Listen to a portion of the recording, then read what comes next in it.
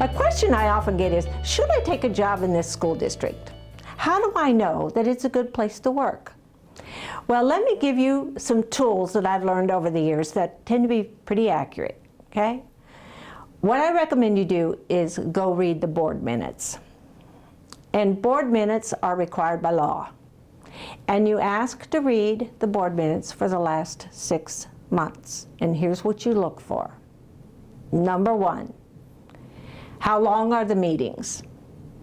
If the meetings are long, they go past midnight, it means that the board is micromanaging and they're involved in decisions they shouldn't be in. Number two, how frequent are the meetings?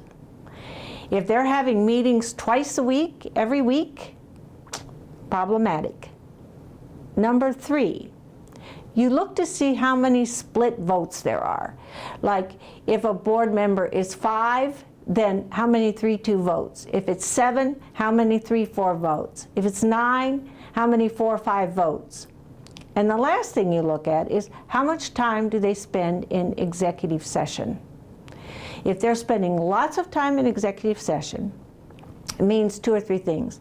They're either fighting among themselves, or number 2, they are way too involved in personnel decisions, okay? So if those 4 things are present and have been present for 5 or 6 months, then here's what we saw over time when we did school accreditations. Number 1, within a year of having those things happen, long meetings, split votes, etc., they started to have discipline problems because the principals would not take cases to the board because they didn't know if they'd be backed or not. Within 2 years, they started having funding problems because the board members would say this to each other: hey, if you vote for this, I'll vote for this. And so what happens is they weren't making funding decisions in the best interest of all the students. And number 3, after 3 years, they started having significant achievement problems.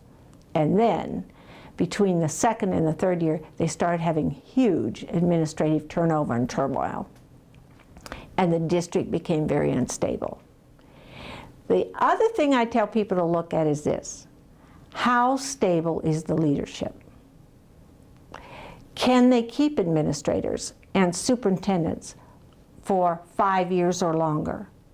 If they have stable leadership, it typically is a better place to work. So those are things you can look at if you're trying to figure out, would this be a good place for me to work?